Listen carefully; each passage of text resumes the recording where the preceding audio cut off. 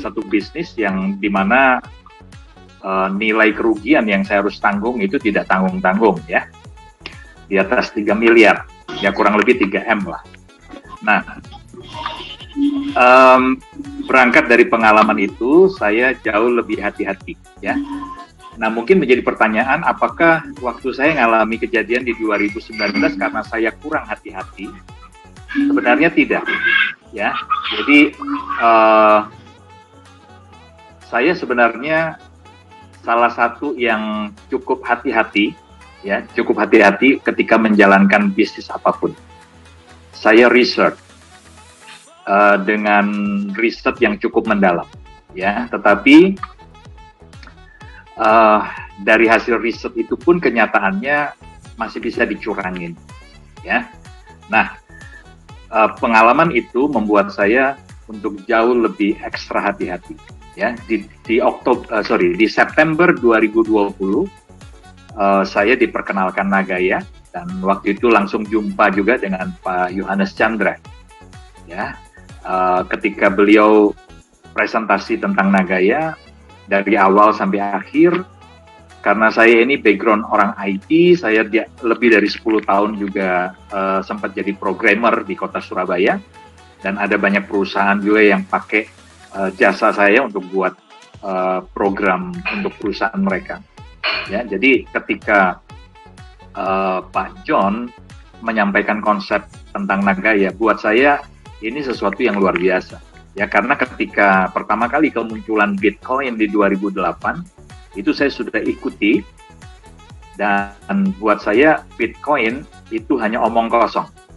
Ya, sebab tidak ada underlying, tidak ada legalitas, termasuk siapa Satoshi Nakamoto juga sampai detik ini masih misterius, tidak jelas.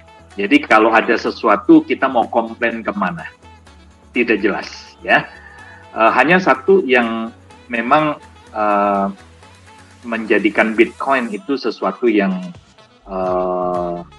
ya walaupun saya skeptis, tetapi saya harus akui ya, teknologinya yang dia pakai blockchain ya, dengan ada kriptografi juga di sana, menggunakan konsep atau teknologi kriptografi ya, dengan sistem blockchain yang tidak bisa diretas ya. Itu saja yang saya akui bahwa memang Bitcoin menggunakan teknologi yang luar biasa ya. Tapi secara konsep bisnis buat saya nggak masuk akal bahwa dia bisa punya nilai di masa depan.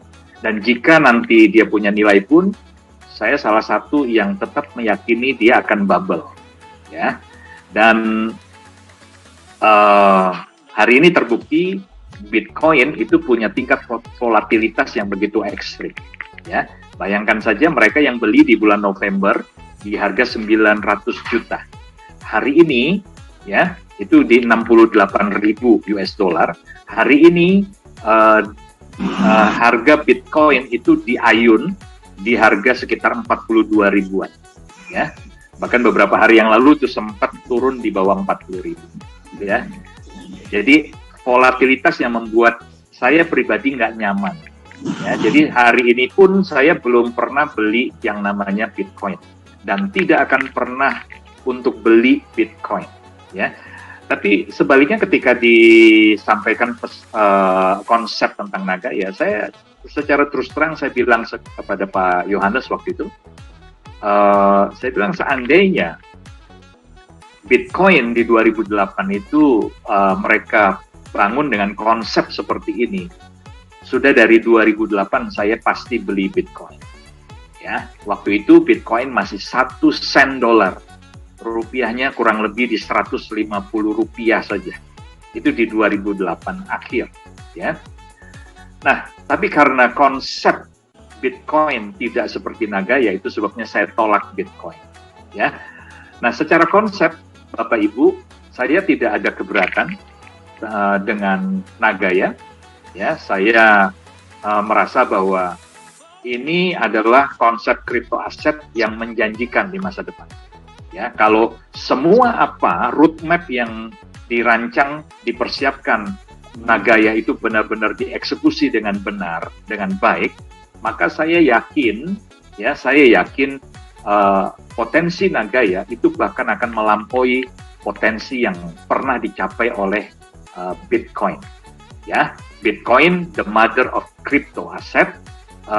Tidak heran hari ini walaupun dia koin angin yang tidak punya fundamental, tidak punya underlying, tapi dia menjadi tolak ukur sekarang ya buat kripto-kripto yang lain.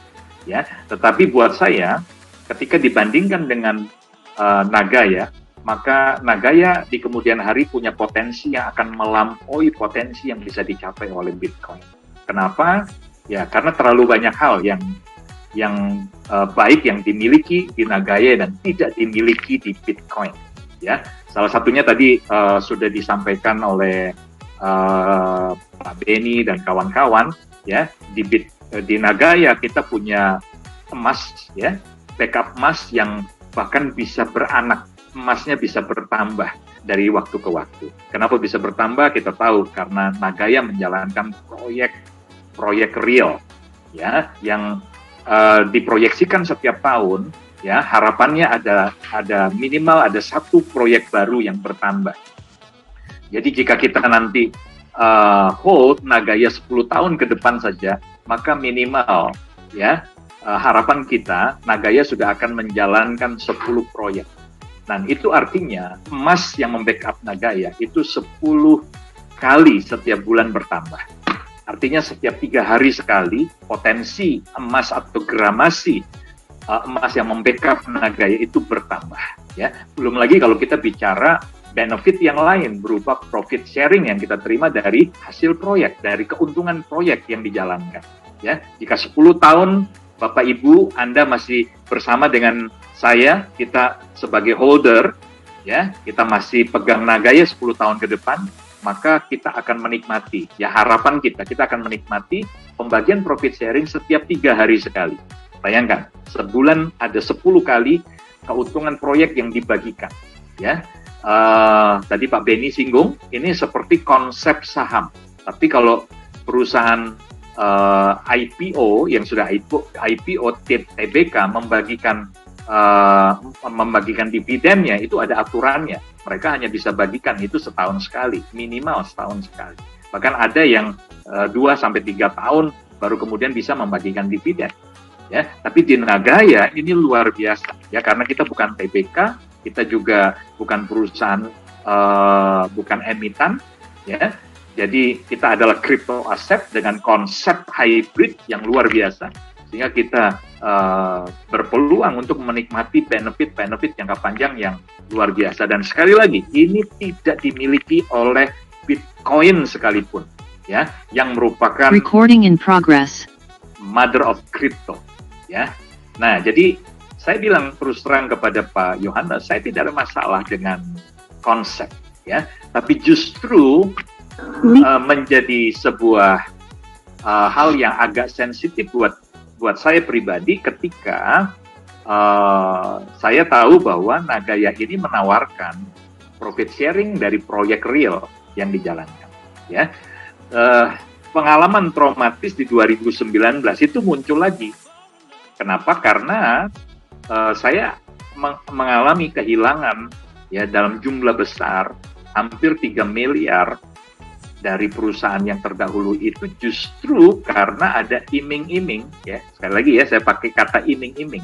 Iming-iming ada proyek real yang dijalankan, ya, ada proyek dan itu juga proyek berhubungan dengan tambang, ya, ada berhubungan dengan tambang biji besi, yang ternyata justru itu menjadi sebuah trap, ya, menjadi jebakan.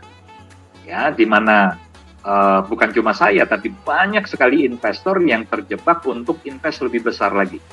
Ya, itu hanya 2 bulan, Bapak Ibu. Jadi ketika proyek itu disampaikan, kita tergoda untuk invest lebih besar lagi. 2 bulan kemudian scam.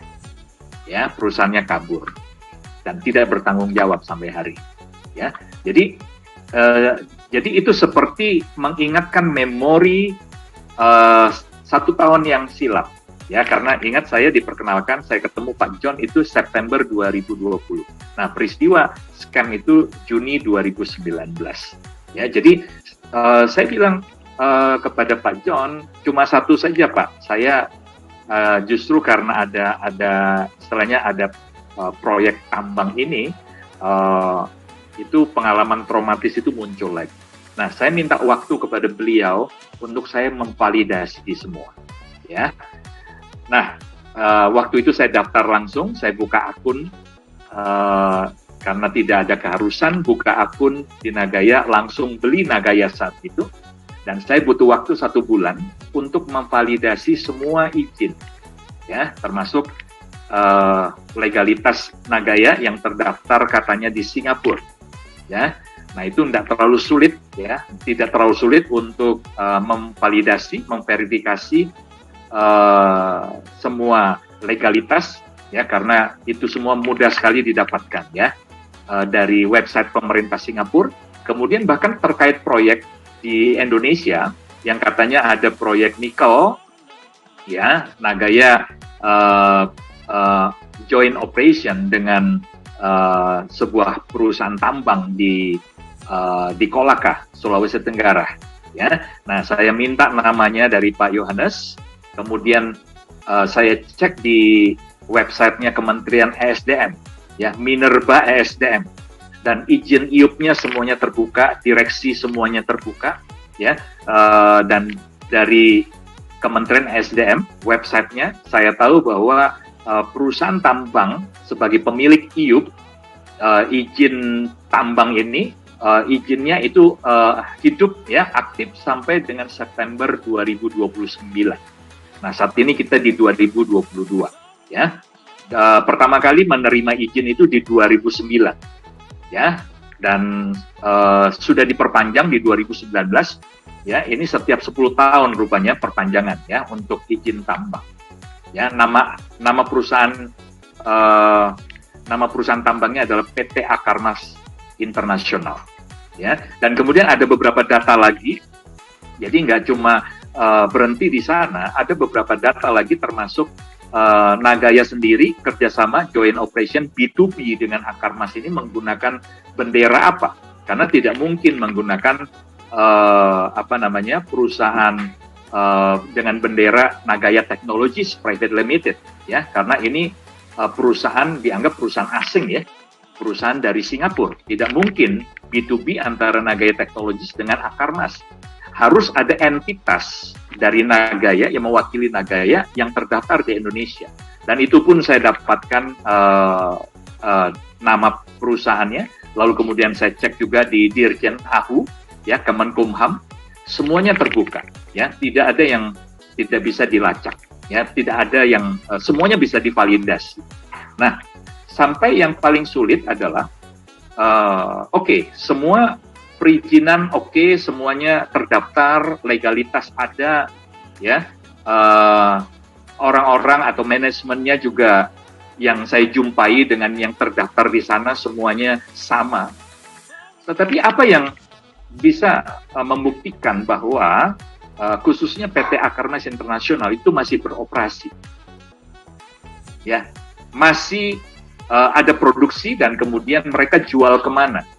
Ya, sementara keran ekspor untuk nikel itu kita semua tahu, ya, sudah ditutup oleh pemerintah Indonesia, ya, khususnya di 2021 itu sudah ditutup keran ekspor nikel dalam bentuk raw material, ya, harus minimal setengah jadi. Nah, apa yang bisa membuktikan bahwa perusahaan ini masih nampak? Nah, singkat cerita, ya, teman-teman, Bapak Ibu, singkat cerita, saya mencari pihak ketiga, ya, pihak ketiga yang tidak ada hubungannya dengan Akarmas dan tidak ada hubungannya dengan Nagaya. Jadi saya membutuhkan pihak ketiga yang netral. Nah, setelah 3 bulan pencarian dari bulan September, Oktober, November, Desember, saya coba menghubungi kawan saya. Ini kawan SMA saya. Kebetulan dia sedang berkecimpung di dunia tambang timah, ya, di Bangka, di Pulau Bangka. Nah, saya coba telepon beliau, ya, walaupun saya tahu timah dengan nikel itu jauh sekali, nggak ada hubungan. Tapi harapan saya, kawan saya ini dia punya channel, dia punya teman-teman yang juga bergerak di bidang nikel. Dan puji Tuhan ternyata dugaan saya tidak salah. Ternyata kawan saya ini punya kawan baik, ya bahkan partner bisnis, ya partner bisnis dia yang tahu betul tentang nikel, ya. Dan saya coba validasi dengan beliau, Bapak Ibu, ya. Dan itu di bulan Desember ya, saya sudah ketemu ada super pihak ketiga yang paham tentang nikel, dan ternyata beliau juga paham, ya beliau tahu tentang akar emas internasional. Nah, bahkan produksinya kemudian dijual kemana, ya beliau tahu. Rupanya beliau ini benar-benar memahami, ya seluk-beluk bisnis nikel. Ya, nah tanggal 6 Januari masih suasana tahun baru seperti hari ini ya. Ini 1 tahun yang lalu, saya ajak kawan saya yang dari Bangka itu, ya, lalu kemudian kawan yang dari Bangka ini juga ajak temennya yang orang nikel yang adalah partner bisnis dia juga. Kami jumpa dengan Pak Yohanes Chandra tanggal 6 Januari 2021. Ya, itu di Sumarekon Mall Serpong jam 11 siang. Nah, yang buat saya surprise dan cukup terkejut adalah ketika dalam pertemuan itu baru kemudian kami semua mengetahui, khususnya saya, ya, kami tahu bahwa ternyata kawan yang orang nikel ini itu pernah sekitar 10 tahun yang lalu nambang di PT Akar Emas Internasional. Di kawan ini 10 tahun yang lalu pernah nambang di Akar Emas Internasional, dan bahkan beliau kenal baik dengan direktur, ya, direktur dari perusahaan tambang ini, ya, yang tidak sempat foto berdua untuk kirim ke direktur dari PT Akar Emas, ya. Jadi teman-teman, Bapak Ibu, itu cara saya memvalidasi, dan karena ada pihak ketiga yang memvalidasi, maka hari ini saya memutuskan. Jadi sejak Januari 2021 tahun lalu ya, saya memutuskan untuk fokus di Nagaya. Ya, jadi hari ini bersama dengan Fian juga dari Kalimantan, ya, kami sangat fokus ya di Nagaya, karena kami yakin bahwa Nagaya ini keren, bukan saja konsepnya keren, melampaui apa yang sudah pernah dibangun oleh aset-aset kripto lain di luar sana, tapi juga legalitas jelas, ya. Kalau bicara proyek-proyeknya juga bisa divalidasi, ya. Kalau bicara emas yang disimpan di The Safe House juga berkali-kali manajemen menawarkan jika ada kesempatan ke Singapura, kita juga boleh ikut memvalidasi, diajak untuk boleh lihat emasnya yang tersimpan di The Safe House. Jadi menurut saya untuk hari ini Nagaya sudah tidak ada duanya.